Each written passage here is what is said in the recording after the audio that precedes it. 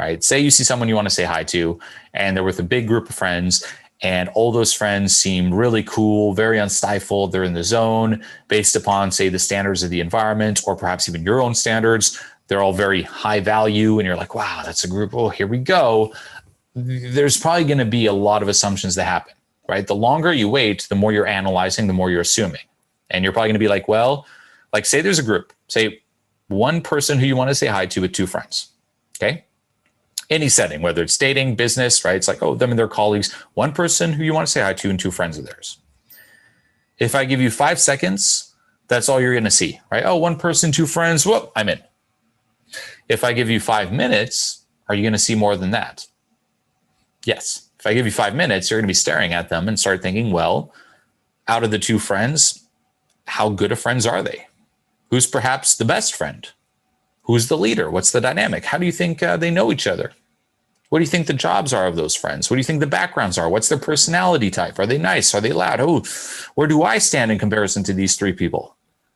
All this analysis, and if, for example, say you're in a state of fear, that hijacks your focus too, and you're going to start seeing all the scary things and projecting scary things, right? It might just be two people that person just met, knows nothing about them, and is like, just having a friendly conversation because it beats being alone, say, waiting for their actual friend. Say that's a real situation. But you might be projecting, oh, they've been friends for years.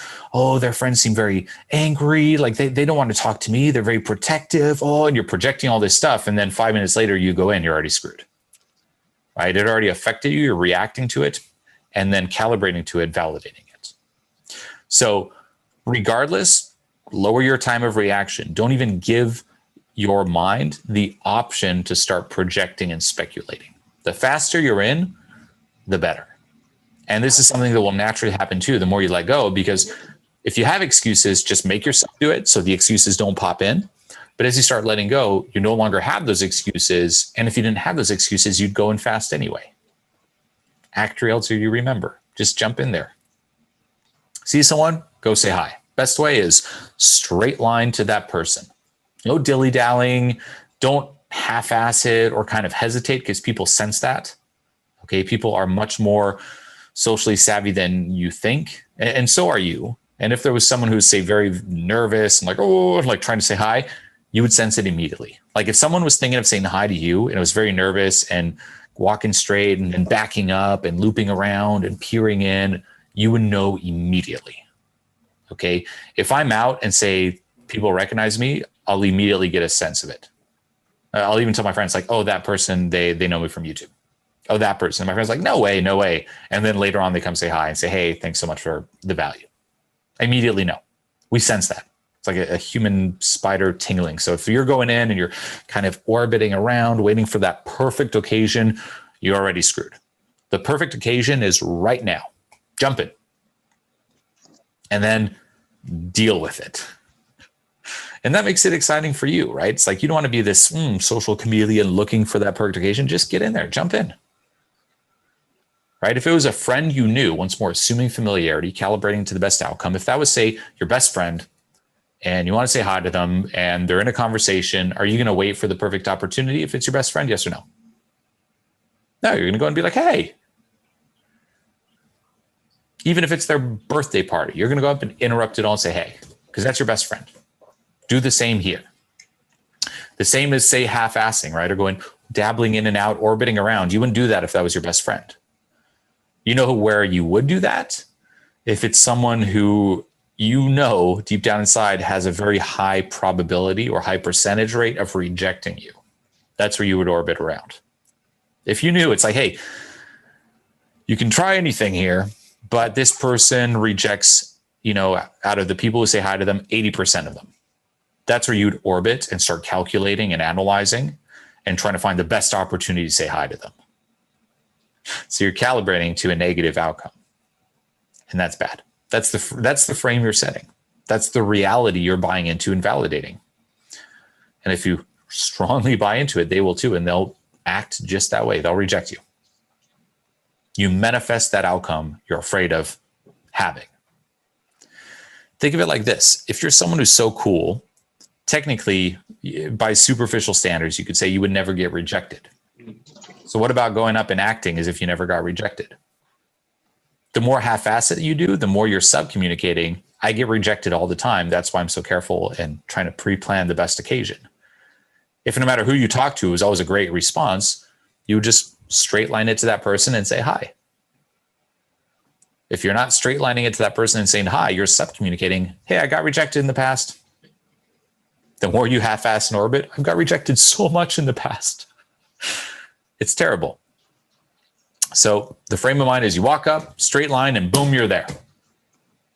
There was their life before you and their life after you. And again, all settings, right? I do this myself, right? If I go to a party and there's networking, or I'm at a dinner and there's friends of friends say I want to meet and say hi to, I just, boom, hey, how's it going? Just right in there. There was your life before me, and now there's your life after me. That's how you view it. It's like out of magic, out of thin air, you're there, done. So linking to that opener doesn't matter. One thing I would even suggest doing temporarily, as long as you know why you're doing it, is if you know that's your number one excuse, is every time you see someone, you're scared to say hi, or you just don't do it, give yourself some canned, meaning pre-planned opener, an opening line. Do it. If that's literally the one thing that's blocking you all the time, get a canned opener to get it out of the way and to start jumping into the conversation. As long as you know that that opener doesn't matter, that's why it's okay to have it canned if you want. Like if a conversation goes well, don't give that power to that opening line. So as long as you remind yourself of that and realize that this is just a temporary training wheel to just get things out of the way, by all means, go for it, right? There's two that I had for a very long time myself. And I would say even to this day, if for some reason I don't have anything to say, I'll just rely on that. One, very simple, is introduce yourself. Hey, I'm Julian. Now don't say Julian, but say, hey, I'm whatever your name is. There's your opener. You know what to say? Introduce yourself. That's better than doing nothing. You could argue like, but isn't there a better one? Sure, but it doesn't matter, right? It really doesn't matter if there's a better one or not, because they're going to see the big picture that is you. And then another one is, do you speak English, or do you speak wherever you are, the language, right? Say, maybe you here in America, hey, do you speak English? And of course they're like, well, yeah, nice to meet you. I'm Julian. There you go. Those were two that I've used for a while. Again, there's zero magic in these. It's not going to do anything for you, but if you have that massive resistance, it will eliminate it for you to just jump in and start getting some references. And then as we previously discussed too, with the embrace, exaggerate, laugh, if you also don't know what to say, there's your opener. Just open saying, hey, I don't know what to say. Now you're in. In terms of walking over there too, walk fast, move fast, always with intent. The slower you go, remember, especially until you've really let go, the more excuses, the more projection and speculation. So just straight line, jump in, walk fast with purpose, bang, you're in there.